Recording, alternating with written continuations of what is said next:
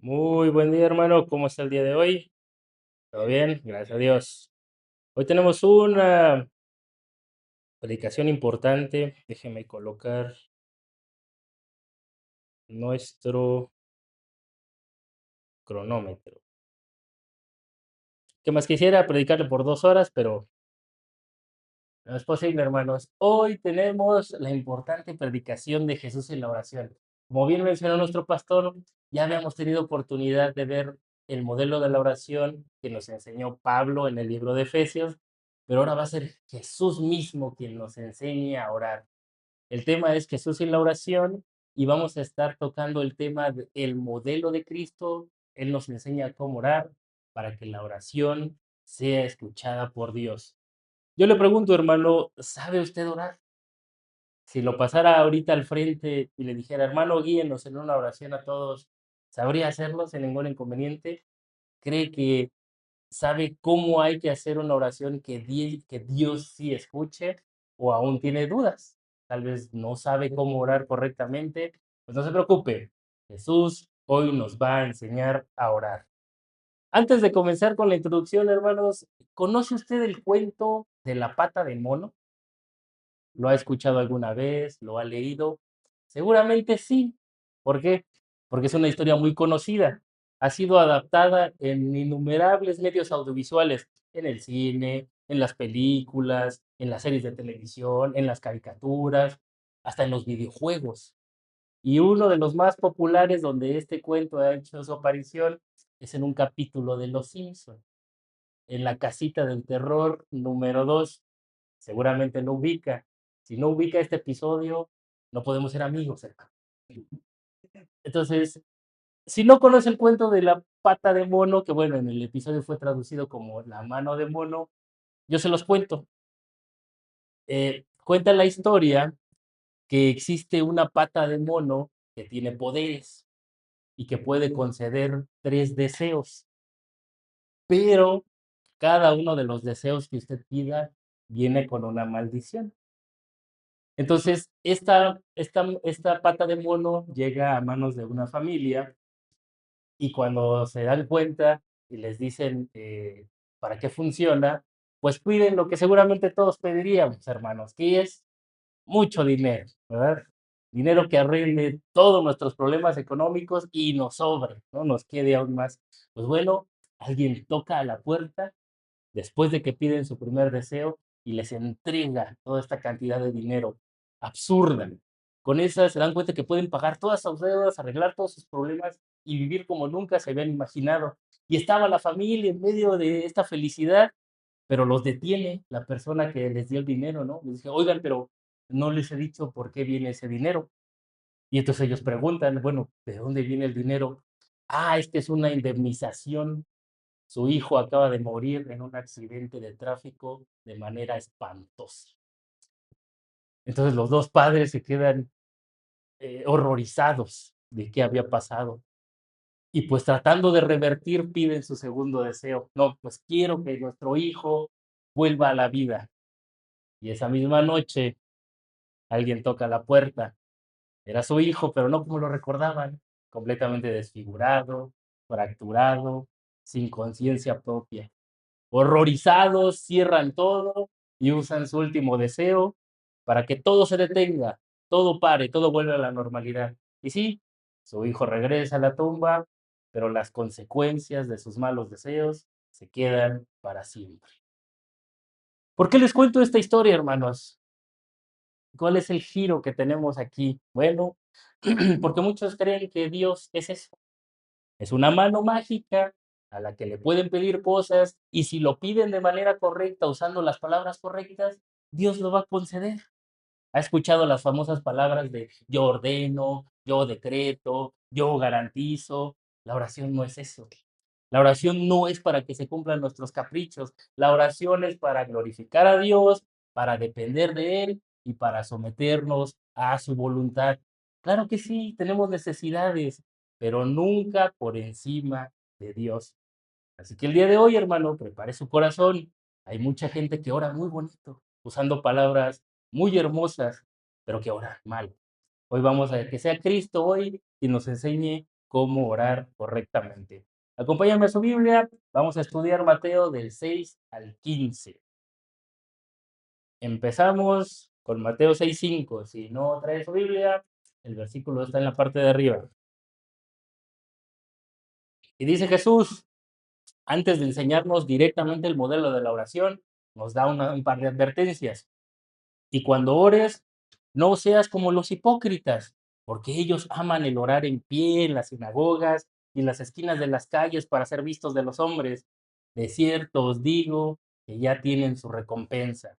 Y cuando oren, recuerden, hermanos, igual que lo estudiamos la semana pasada, orar no es opcional, no es un evento que usted hace de vez en cuando o cuando enfrenta problemas. El verdadero creyente ora y lo hace constantemente, diario. ¿Qué dice la palabra de Dios? Primera de Tesalonicenses 5:17. Orar sin cesar. Lucas 18:1. También les refirió Jesús una parábola sobre la necesidad de orar siempre y no desmayar.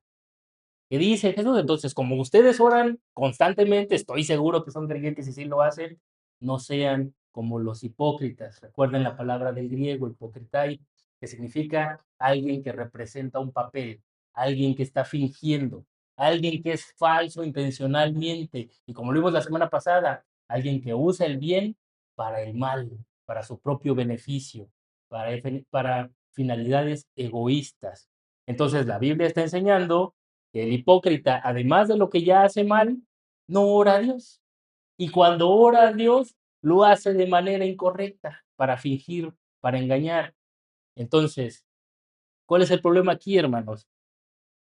El pecado sí está presente en la vida del creyente, es una lucha que tenemos diaria, constante, es una batalla, hermanos, que vamos a tener hasta el último de nuestros días mientras hacemos en esta carne la ira, la mentira, las malas intenciones, el enojo, la hipocresía, pero hay un pecado más grande, más grave, y ese es el pecado religioso. ¿Por qué? Porque no luce como pecado, no se ve como pecado, se disfraza de justicia, se disfraza de santidad, pero esconde prácticas que creemos puras y espirituales, pero son egoístas, son pecados. Se puede pecar aún cuando usted ora a Dios. Tenemos que ser cuidadosos. ¿Quiere ver un ejemplo de cómo esto es verdad? Lea conmigo Lucas 18:11, un versículo paralelo a Jesús enseñando sobre la oración. El fariseo puesto en pie, ¿qué? ¿Oraba con quién?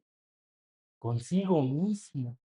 No oraba con Dios, no le oraba al Padre, estaba orando consigo mismo, para sí mismo, para exaltarse a sí mismo. Entonces usted puede orar, puede levantar sus manos, puede usar palabras bonitas, conmovedoras y hermosas, y aún así no estar hablando con Dios. Tenemos que ser cuidadosos. Entonces dice Jesús, no seas como esos hipócritas, porque ellos aman el orar. ¿Qué es lo que aman esas personas, hermanos? No aman orar con Dios, aman la acción de orar. Es decir, aman cómo se ven orando, cómo los escuchan orando, cómo otros los ven cuando están orando. Pero esas personas no aman orar con Dios, no aman a Cristo. Es decir, que hay personas, hermanos, que toman el cristianismo como un club social, como un lugar en el que se sienten bien un rato, se reúnen con otras personas, a ver si puedo escalar, si me pueden reconocer, se siente bonito, pero nada de eso es bíblico, nada de eso tiene una relación con Dios. Entonces la oración para esas personas no es una intimidad con el Señor, sino se vuelve un escenario en el que orar en público obtiene todo el reconocimiento que buscan. ¿Qué dice Jesús? Bueno, no seas como esos hipócritas que oran, que gustan orar, ¿qué? De pie en las sinagogas y en las esquinas para ser vistos por los hombres. Aclaración aquí, hermanos. Orar en público no es pecado. ¿Cómo sabemos que no es pecado? Tenemos dos versículos que lo enseñan. Juan 11:41 y 1 de Timoteo 2:8. Jesús mismo oró en público. Veamos cómo dice en Juan: Padre, gracias te doy por haberme oído. Yo sabía que siempre me oyes, pero lo dije por causa de la multitud que está alrededor. Primera de Timoteo. Quiero pues que los hombres oren en todo lugar. Orar en público no es pecado. Tal vez no es lo mejor, hermanos. Ahorita lo vamos a ver directamente de la enseñanza de Jesús, pero no es pecado. Como siempre y como Jesús nos viene enseñando desde las antítesis, el problema no es el lugar, el problema no es la acción, el problema es la intención. Si usted lo hace para que otros lo escuchen, para que otros lo vean, para que otros vean qué tan santo es, entonces sí tenemos un problema. Y por eso estas personas eligen las sinagogas y las esquinas de las calles, eligen la iglesia, es decir, las sinagogas, donde hay mucha otra gente religiosa, y en las esquinas, donde va a pasar gente. ¿Para qué? Para que los vean. No es coincidencia, es intención, por lo tanto, es pecado. ¿Qué dice Jesús? La misma advertencia que ya nos dijo antes. De cierto os digo que ya tienen su recompensa. ¿Sí recuerda cuál es esa recompensa? ¿Querías el aplauso de los hombres? Ya lo tienes. ¿Querías el reconocimiento de las personas? Ya lo tienes. Dios no te debe nada.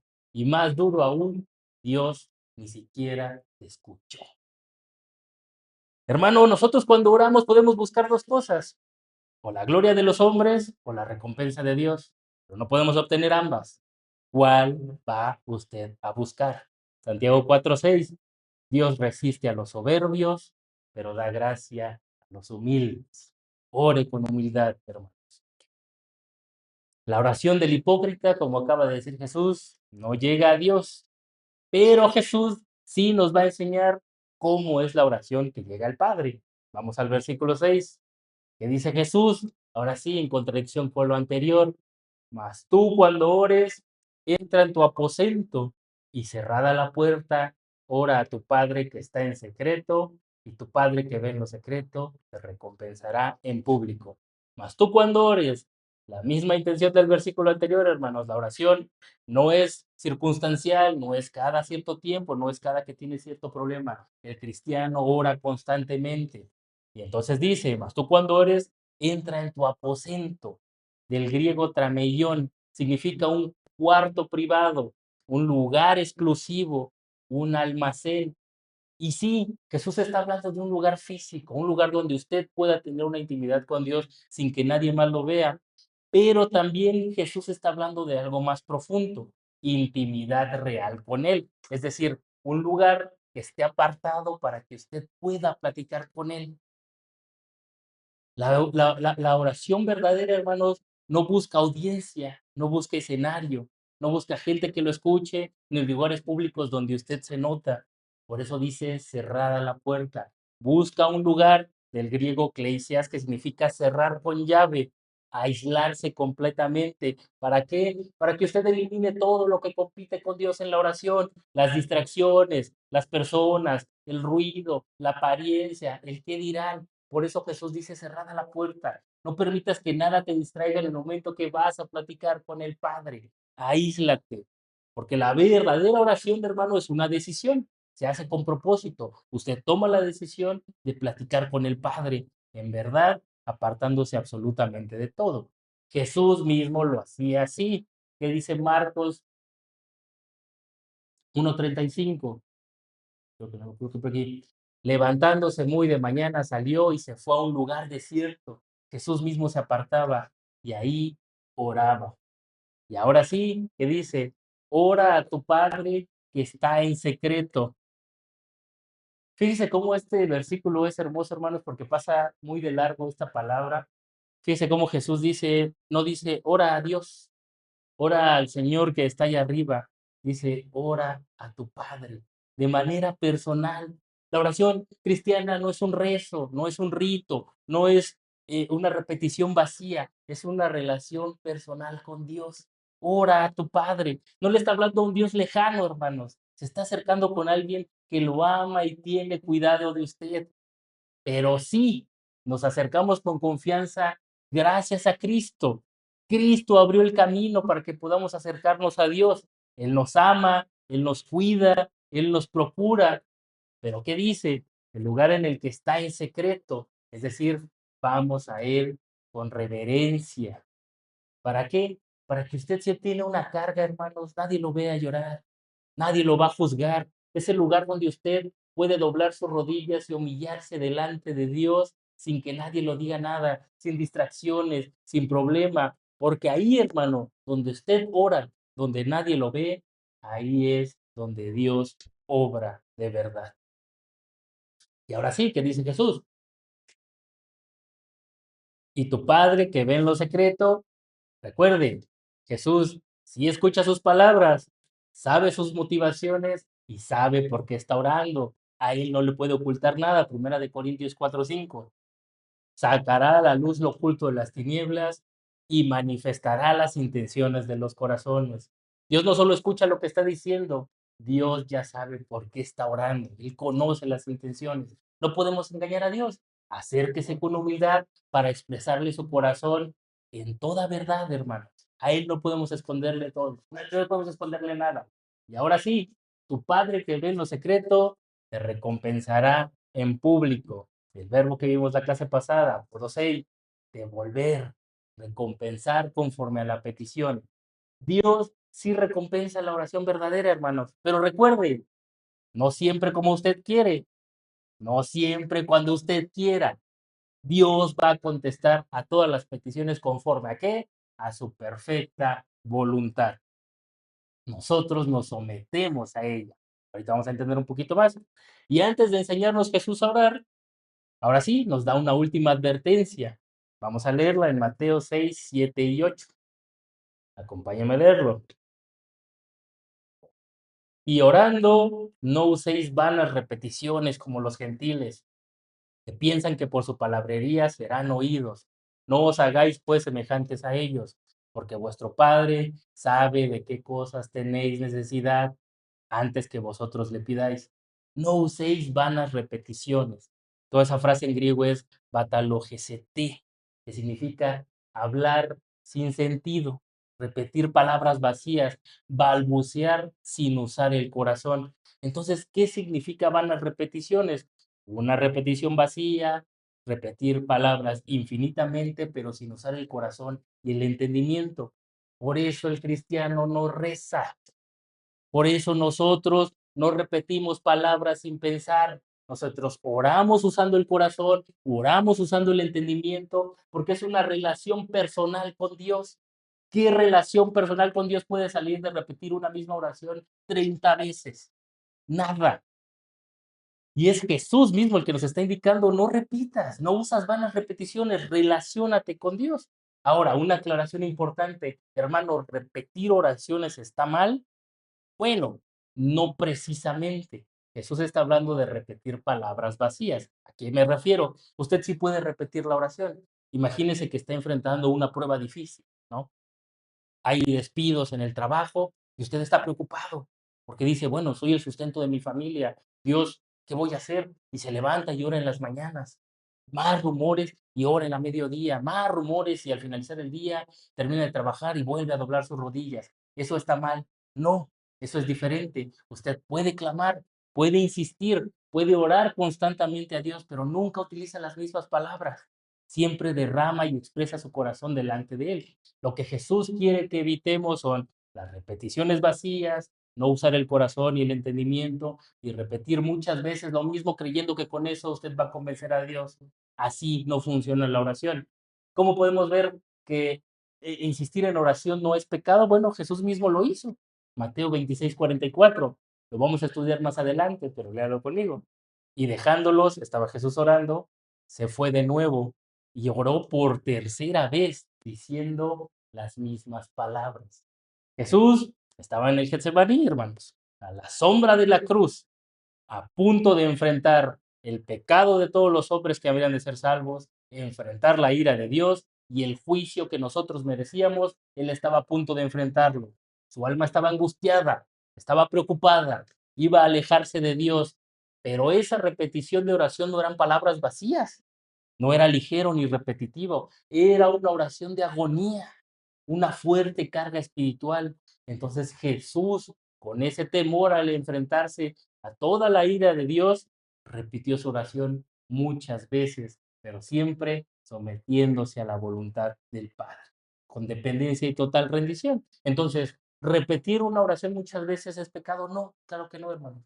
A veces puede ser por la carga, que nos sentimos mal, que queremos que Dios nos escuche, pero nunca nos repetimos, nunca nos ciclamos, nunca rezamos. Usamos el corazón y el entendimiento para hablar con Dios. Ahora sí, le pongo un ejemplo de una repetición que Dios sí condena. Primera de Reyes 18:26. Acompáñame a leer. Tomaron el buey que les fue dado y lo prepararon e invocaron el nombre de Baal desde la mañana hasta el mediodía diciendo, Baal, respóndenos. Pero no había voz ni quien respondiese. ¿Está familiarizado con este evento, hermano? Si no se lo cuento rápidamente. Está el profeta Elías enfrentándose a los profetas de Baal. Le doy un poquito de contexto. El pueblo de Israel, qué raro, ¿verdad? Había caído en idolatría. Se habían alejado de Dios en pos de un Dios falso, de Baal. Entonces Elías los retó. Dice, ya estoy cansado de ustedes, ya basta. Vamos a poner un sacrificio, un buey, uno para ustedes, para Baal, y uno para Jehová. Y cada uno va a orar a su Dios. Y el Dios que sea verdadero, que baje fuego del cielo y encienda su sacrificio. Y empezaron los profetas de Baal una y otra vez repitiendo el mismo rezo. Baal, respóndenos. Baal, respóndenos. Manda fuego del cielo. Nunca recibieron respuesta. Inclusive hasta Elías, ¿no? Se burló de ellos e irónicamente les dijo, griten más, tal vez está bañando, tal vez está durmiendo. Y entonces llegó el momento de Elías y con una oración sencilla y de una sola vez, Dios respondió y cayó fuego del cielo. Puede repetir oraciones bonitas, hermanos, que tal vez ya hasta tenga escritas una y otra vez, pero en realidad tal vez nunca se ha comunicado con Dios. Entonces, lo que tenemos que aprender de aquí es que a Dios no le agrada las repeticiones vacías, que no use su corazón, su entendimiento para platicar con Él. ¿Y qué dice Jesús? No sean entonces como los gentiles. Primero habló de los hipócritas, es decir, personas religiosas que pretenden orar con Dios, y ahora habla de los gentiles, de los que no saben cómo orar, precisamente aquellos que utilizan rezos y rituales para comunicarse con Dios. Ambos están mal. El resultado es el mismo. Es una oración que no llega a Dios. ¿Pero qué piensan esas personas? Piensan que por su palabrería serán oídos, del griego polilogia, muchas palabras, exceso al hablar. Y esto es triste porque esto nos enseña eh, una falsedad espiritual que creen las personas. Es decir, si yo oro mucho, con muchas palabras muy bonitas y me repito yo una y otra vez, suceden tres cosas en su mente. Si digo más, Dios me tiene que poner atención. Si insisto con mis palabras, entonces voy a convencer a Dios. Si repito muchas veces lo mismo, a Dios le va a quedar claro y me va a tener que responder como si Dios no entendiera, como si a Dios tuviéramos que explicarle las cosas 2, 3 veces. ¿Ve el problema de esto?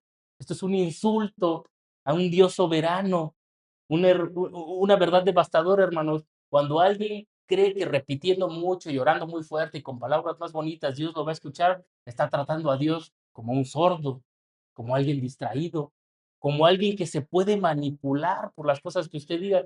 ¿Qué clase de Dios soberano es esto? Esto es una herejía. No están dándole a Dios el lugar que merece. La oración no es para manipular, no es para presionar, ni para usar muchas palabras sin sentido. Es para tener una comunicación real con Dios. Y entonces ahora sí Jesús nos recomienda y nos advierte, no os hagáis semejantes a ellos, no imites ni a los religiosos hipócritas, ni a los no creyentes que repiten rezos sin platicar directamente con Dios. ¿Por qué hace esta recomendación Jesús? Porque vuestro Padre ya sabe de qué tienes necesidad, del griego idén, conoce completamente tu vida, no se le escapa nada. Dios es nuestro Padre, Dios cuida de nosotros, Él ya conoce sus necesidades, ya conoce sus cargas, ya sabe por qué está triste, ya sabe por qué está doblando sus rodillas. Dios tiene cuidado de usted, lo conoce mejor, inclusive mejor que usted mismo. Salmo 139:4. Pues aún no está la palabra en mi lengua, y he aquí, Dios, tú ya la sabes. Dios ya sabe lo que va a pedir, Dios ya sabe lo que va a decir, Dios ya lo conoce a la perfección. Entonces aparece el hermano preguntón aquí y nos dice, oiga maestro, esto parece una contradicción. Si Dios ya sabe de qué tengo necesidad y va a hacer lo que Él quiere, ore o yo no oro, Entonces, ¿para qué oro? Y yo le diré, excelente pregunta, hermano preguntón. ¿Por qué oramos? No oramos para informar a Dios, Él ya lo sabe todo.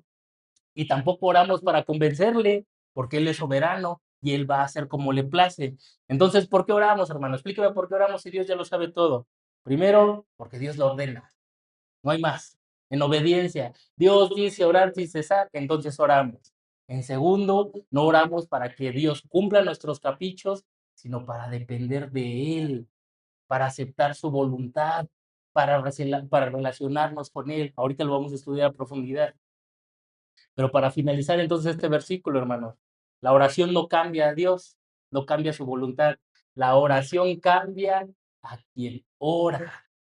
Para eso sirve la oración, no para transformar la voluntad de Dios y decirles por aquí, Señor, sino para que mi corazón sea transformado y sea doblegado a la voluntad del Señor.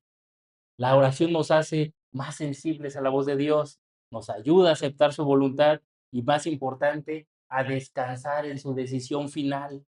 Tal vez no vamos a obtener lo que queríamos, tal vez no vamos a obtener la respuesta que nosotros deseábamos, pero confiamos en lo que Dios decida, eso es lo correcto para nuestra vida. ¿Por qué? Porque su voluntad es buena, agradable y perfecta. Confíe en Dios en la oración.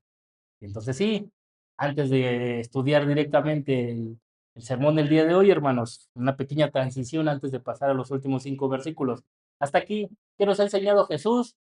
La oración no es para ser vistos, no es para impresionar a otras personas, es para Dios. No es para repetir muchas palabras vacías sin pensar, no es para rezar, es para usar el corazón y el entendimiento para hablar con Dios. Y finalmente, la oración no es para convencer a Dios, para que haga lo que yo quiero. Él ya es soberano, es para que yo descanse en la decisión que Dios tome para mi vida. Ahora sí, Jesús ya nos corrigió en todo lo que rodea la oración, nos va a enseñar ahora sí directamente cuál es el modelo correcto de la oración. Porque muchos creen, como lo platicamos, que la oración es para pedir cosas, para que se resuelvan nuestros problemas rápidamente o solo para que recibamos de Dios. No, la oración existe para glorificarle primero a Él, poner nuestros ojos en Él y descansar en su voluntad. La oración no gira alrededor del hombre, hermanos, no gira alrededor de nosotros, gira alrededor de Dios. Y el Señor nos va a enseñar el modelo a seguir. Lo que nosotros y comúnmente todas las personas conocen como el Padre Nuestro. Ahorita lo vamos a estudiar. Teológicamente tiene dos estructuras, dos enfoques. Primero Dios, del versículo 9 al 10, su nombre, su reino, su voluntad, y después el enfoque del hombre, la provisión, el perdón y la protección. ¿Cuál es lo que usted debe aprender y prepararse? Primero Dios, luego el hombre. Entonces, ahora sí, está listo para estudiar el Padre Nuestro. Todos se van a recibir hoy como teólogos expertos en el Padre Nuestro. Vamos a estudiar cómo quiere Jesús que nosotros oremos para acercarnos correctamente al Padre. Acompáñenme a Mateo 6:9. Vamos a estudiar de lleno el Padre Nuestro, hermanos. Mateo 6:9. Vosotros pues oraréis así: Padre nuestro que estás en los cielos, santificado sea tu nombre. Vosotros pues oraréis así, del griego outos, que significa de esta manera, de este modo. Jesús no está diciendo vas a repetir esta oración 100 veces. Jesús está diciendo este es el modelo que vas a seguir. Tu oración va a seguir esta estructura. No nada más la vas a repetir, vas a adaptarla de esta forma. Y recuerden, no es una fórmula, no es un ritual, no es un rezo que se repite y una u otra vez, es el modelo en cómo vamos a guiar nuestra oración a Dios. Y comienza con Padre nuestro, primero Padre, verdad teológica, dice Juan 1:12, a los que creen en su nombre les dio potestad de ser hijos de Dios. No le está hablando a un Dios lejano, le está orando a su Padre. Todos aquellos que creen en su Hijo nos ha dado la potestad de ser hijos de Dios. Diríjase a Dios como su Padre, como algo personal. Y ahora sí que dice, Padre nuestro. ¿Sí se da cuenta cómo no dice Padre mío? La oración elimina el egoísmo por completo, hermanos. No se trata de usted, se trata de nosotros, de todos. La oración no gira alrededor de su necesidad, solo de su problema y solo de su bendición. Gira alrededor también de otras personas, de su familia, de la iglesia, de otros creyentes. Es Padre nuestro, no nada más es de usted. También lleve en su oración la necesidad y la carga de otras personas, no nada más gira alrededor de nosotros. Ahora sí, nuestro Padre, ¿dónde está? Padre nuestro que estás en los cielos. Recuerden, nuestro Padre, comenzamos diciendo eso, es cercano, es algo personal, pero Dios trasciende al humano, hermanos, es decir, Él está en el cielo. Gracias a Jesús nos podemos acercar a Dios con confianza, decirle, contarle nuestras cosas. ¿Pero qué significa eso? Que también estamos hablando con un Dios soberano. Acérquese con reverencia y con respeto a Dios. No somos iguales. Él está por encima de nosotros. Ahora sí, ¿cómo comienza nuestra oración? Santificando el nombre de Dios. Que Dios sea considerado alto, santo, puro, digno de honor. Con sus palabras usted no está santificando a Dios, Él ya es santo. Con sus palabras usted está reconociendo que Él es digno de gloria. Entonces, antes de pedir cualquier cosa, antes de llevar su necesidad con Dios, primero es Dios. Ese es el orden divino. Santificamos su nombre. ¿Y qué significa que santificamos el nombre de Dios? No solo es decirle santo, hermanos. Significa pensar correctamente de Dios, hablar correctamente sobre Dios y vivir correctamente delante de Él. No solo son palabras, es nuestra vida la que santifica el nombre de Dios. Ahora sí, siguiente versículo, acompáñenme 6:10. Venga tu reino, hágase tu voluntad, como en el cielo, así en la tierra. ¿Qué significa venga tu reino? Primero entendemos que es el reino de Dios, hermano, es donde Él reina, es la máxima autoridad, su voluntad es obedecida y su autoridad es reconocida. Cuando usted pide que venga el reino de Dios, no está pidiendo un lugar en el cielo, está pidiendo un gobierno aquí en la tierra. ¿Qué significa eso? Bueno, que el Señor gobierna no solo lo que sucede en el mundo, sino también nuestro corazón. Cuando usted clama, Señor, venga tu reino, significa también una oración hacia el futuro, que el Señor un día va a terminar con el pecado, que su gobierno se va a establecer visiblemente en la tierra y que Él va a reinar sobre todos y cada uno de nosotros. Y también significa de manera personal que Cristo gobierna nuestra mente, nuestra voluntad y nuestras decisiones. El reino de Dios comienza así, poniéndose en el mundo en todas las personas, pero también en nuestro corazón. ¿Y qué le pedimos a Dios? Hágase tu voluntad. Aquí es importante que nos detengamos a aclarar, hermanos, qué significa hágase tu voluntad. No significa pues ya ni modo, que haga lo que Dios quiera. No significa lo que sea, pues que pase lo que tenga que pasar. Y tampoco es resignación. Hágase su voluntad del Señor, alinea mi vida a tu voluntad, de tal manera que la acepte gozoso, deseoso. Eso significa hágase tu voluntad. Hay tres errores comunes que regularmente el hombre comete cuando abres a la voluntad de Dios. Primero es el fatalismo, el ejemplo que le puse. Bueno, pues si Dios va a hacer lo que Él quiera, pues ¿qué importa lo que yo pida? No, eso destruye la oración. Usted ora confiando en Dios porque sabe que Él va a hacer siempre lo mejor. Siguiente error, la resignación pasiva. Pues bueno, que pase lo que tenga que pasar. ¿Para qué oro? No, se ora con fe, con expectativa. Sí, confiando en que Dios va a actuar, no para hacer lo que yo quiero, sino para lo que Él quiera. Porque su voluntad, que es, hermanos, buena, agradable y perfecta. Tercer error que se comete acerca de la voluntad de Dios, la manipulación, la peor de todas. Entonces voy a orar muy fuerte para cambiar la voluntad de Dios. Eso no va a pasar. Dios no está en sus manos ni a su disposición. Él es soberano. Nosotros nos sometemos a su voluntad. ¿Y qué le clamamos a Dios? Que su voluntad sea hecha en el cielo como en la tierra. ¿Qué significa esto? En el cielo ya se hace su voluntad, hermanos. A Él se le adora, se le alaba, se le glorifica con gozo. Los ángeles están a su disposición. Nosotros pedimos, Señor, que esa gloria que tienes en el cielo sea también hoy en la tierra sea reflejada también en mi vida. Siguiente versículo, hermano. El pan nuestro de cada día, dánoslo hoy. Y aquí tenemos ya el cambio de enfoque. Primero Jesús nos enseñó que la oración es para Dios, su gloria, su reino y su voluntad. Ahora seguimos nosotros. El pan, del griego artos, sí, significa comida, pero Jesús también está haciendo referencia a las necesidades físicas, vestido, sustento, salud, hogar. Jesús está hablando de todas nuestras necesidades primarias, las que necesitamos para vivir.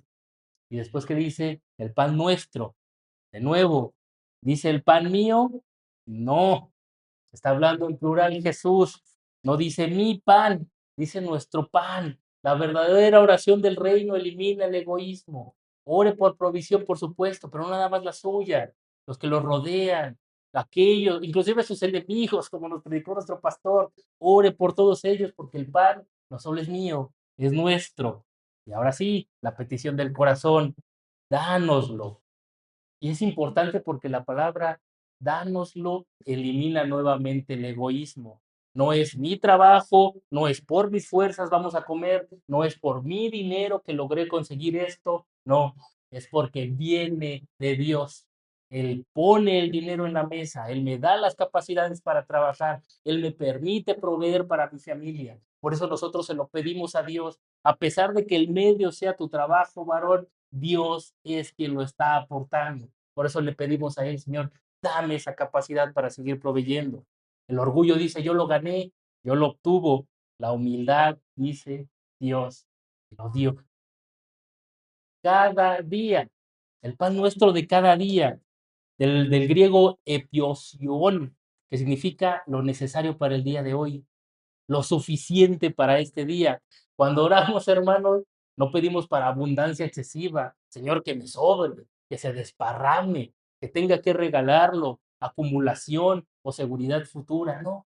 Le pedimos al Señor lo necesario, lo que necesitamos el día de hoy. No es dependencia mensual, ni anual, ni cada lustro, es dependencia diaria.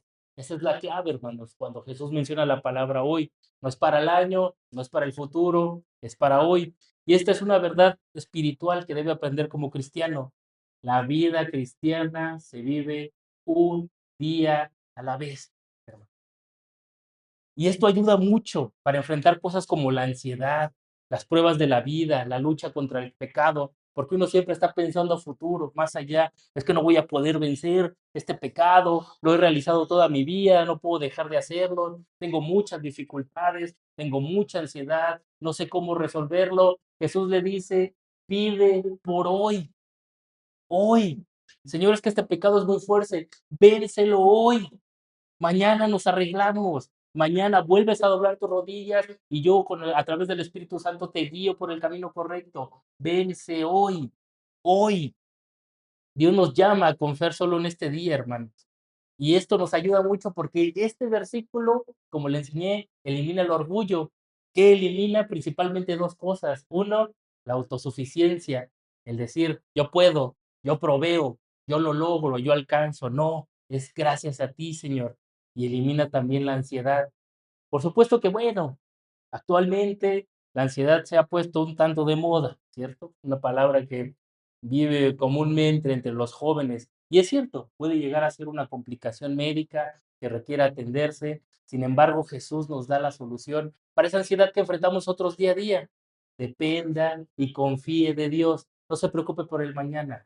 Viva hoy. Eso va a ayudarle con muchos problemas. Él nos sigue enseñando Jesús cómo debemos orar. Bueno, ya pedimos por nuestra necesidad. Mateo 6:12. Y perdónanos nuestras deudas, como también nosotros perdonamos a nuestros deudores. Perdónanos. Pequeña clase de teología breve, hermanos. Hay dos tipos de perdón en teología. El perdón judicial, que es el de la salvación, y el perdón relacional. Usted no va a pedir por el perdón judicial. ¿Cuál es ese? Ese es el que ocurre una sola vez. Acompáñame a leer Romanos 8:1. Ahora pues, ninguna condenación hay para los que están en Cristo Jesús. Cuando usted acepta a Jesús como Señor y empieza a vivir ese camino y esa vida de santidad, Dios le otorga ese perdón de la salvación. Ese es para siempre, ese es por la eternidad. Pero ¿cuál es el perdón que nosotros estamos pidiéndole a Dios? El perdón relacional, el que ocurre continuamente. Primera de Juan 1:9. Si confesamos nuestros pecados, Él es fiel y justo para perdonar nuestros pecados y limpiarnos de toda maldad. Entonces, no está pidiendo ser salvo otra vez. Por eso nosotros no perdemos la salvación, hermano. No oramos por esa salvación porque esa Dios ya la dio para la eternidad. Pero sí, ¿por qué pedimos perdón? Para restaurar la relación que se rompe cuando nosotros pecamos. No podemos tener una relación con un Dios santo que no tolera la maldad, que no tolera la mentira, que no tolera el pecado. Eso es lo que nosotros pedimos, que Dios nos perdone esas deudas. Y aunque sí, nosotros confiamos en Cristo para nuestra salvación, aún seguimos luchando contra el pecado, aún seguimos cayendo, aún seguimos fallando. Por eso seguimos necesitando perdón y le rogamos a Dios diariamente que nos perdone. Pero Jesús enlaza aquí estas dos cosas, hermanos. Y antes de poner Jesús la condición, nos recuerda nuestras deudas. El pecado no es solo un error y una falla. Claro que sí, le fallamos a Dios, somos débiles, pero es una deuda real delante de Dios. Y esa es una cosa que muchos pasan por alto y se lo explico. El pecado no se mira por el acto, sino por quién a usted le falla.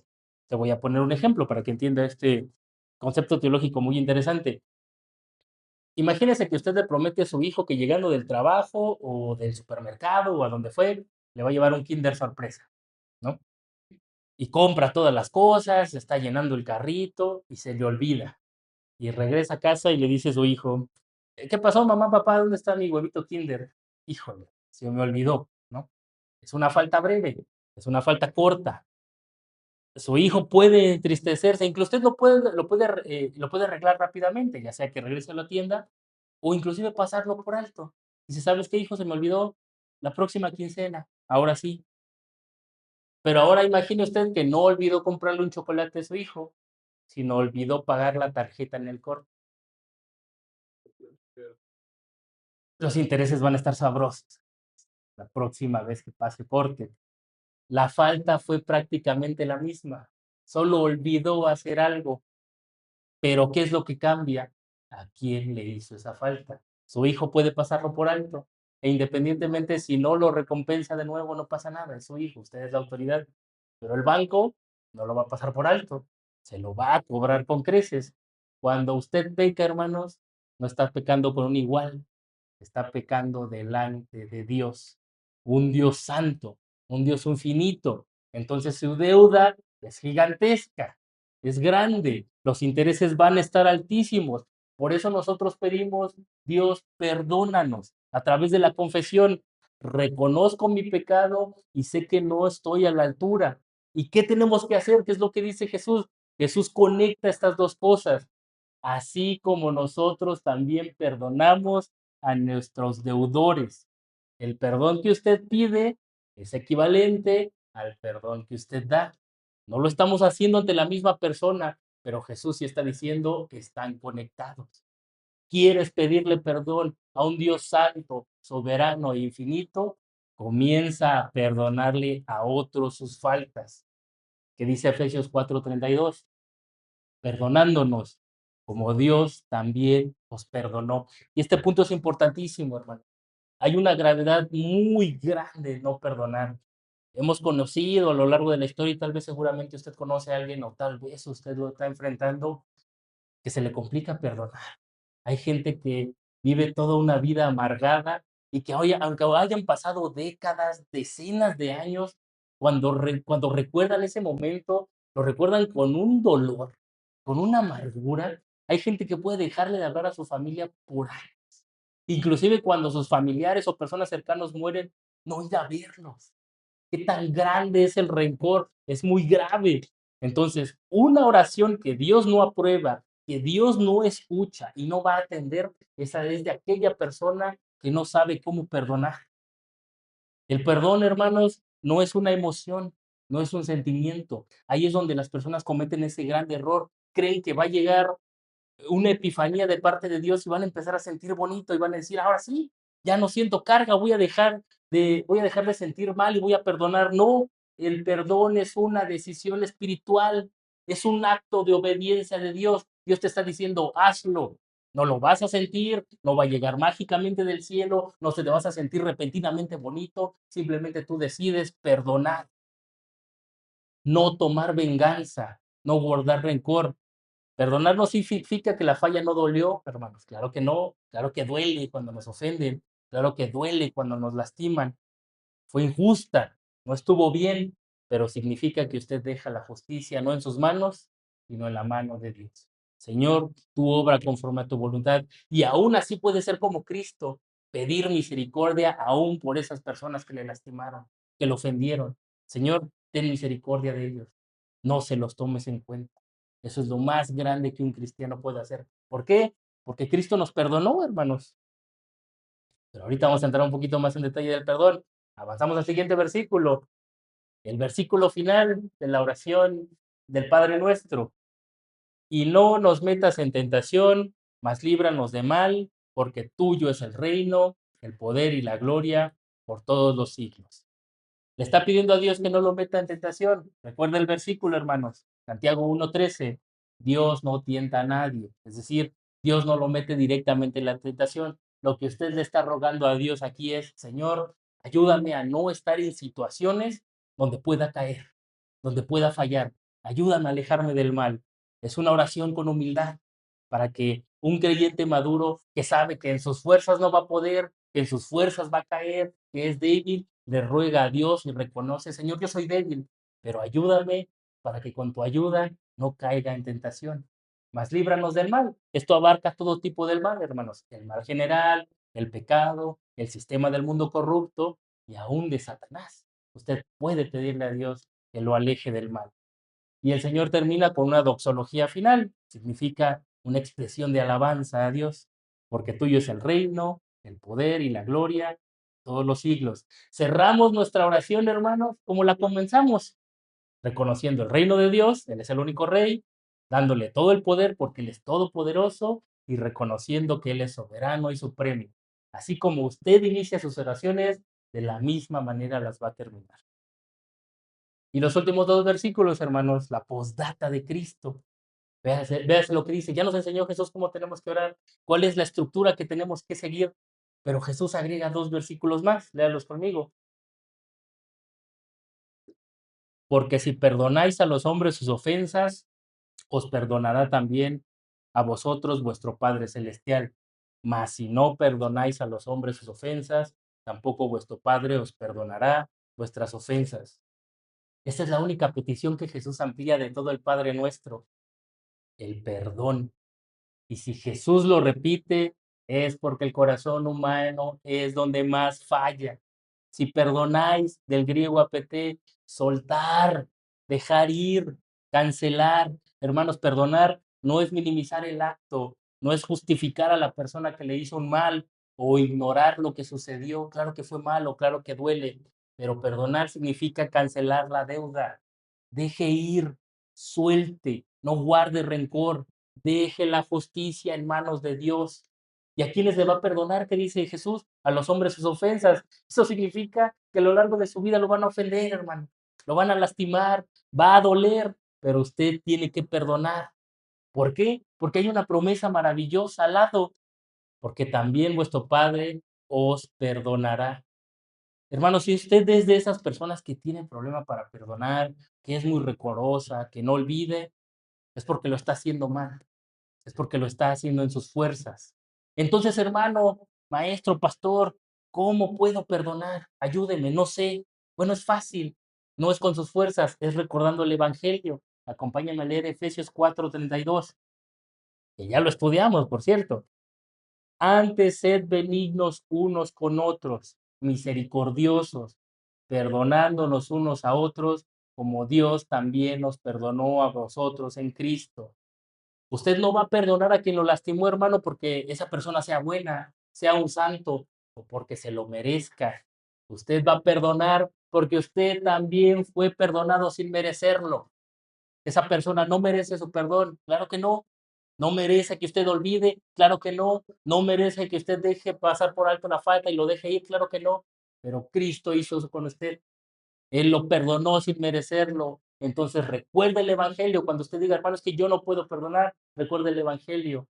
Cristo mismo te perdonó sin merecerlo. No importa lo que le hicieron, no importa el daño, no importa las consecuencias, no importa si la persona lo merece aún no. Todas sus deudas fueron perdonadas en Cristo Jesús. Haga usted lo mismo con las personas que fallan. Y ya para finalizar, hermanos, ¿cuál es la oración que Dios sí escucha?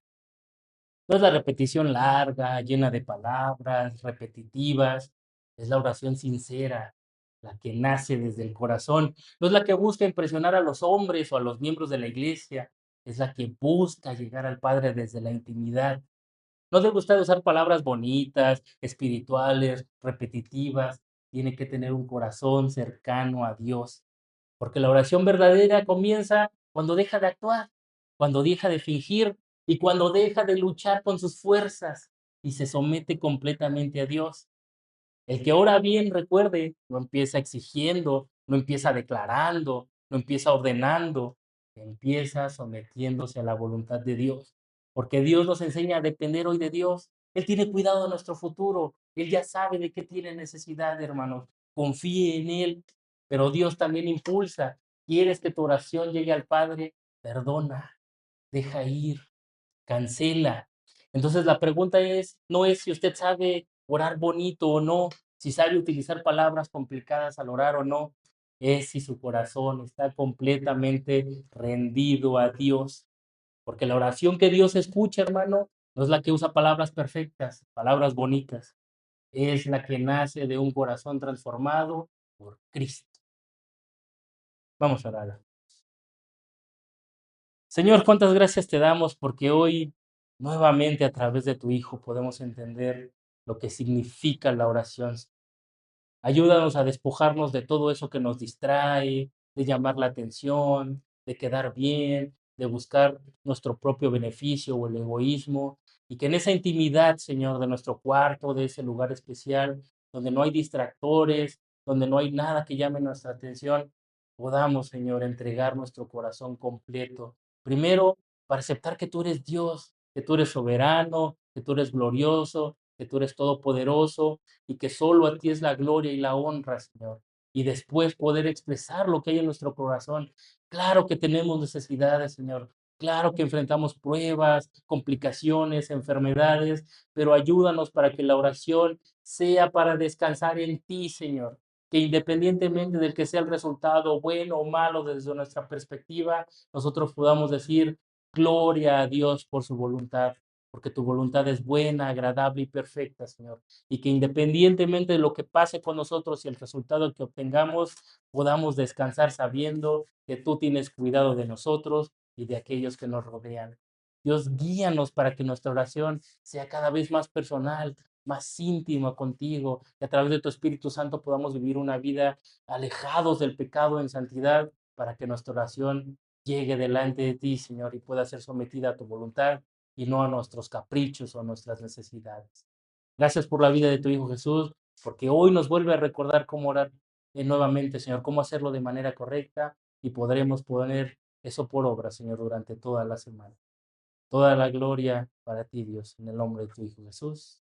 Amén. Amén. Tiene un buen reto. No sé si a través de lo que hoy Dios le permitió aprender, dijo: "Dios, creo que no he estado orando correctamente".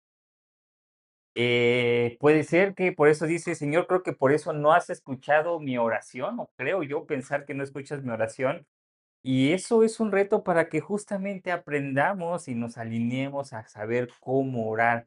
Y cuando usted hace eso, las alabanzas que cantamos justamente hoy, confía en Dios y Él hará.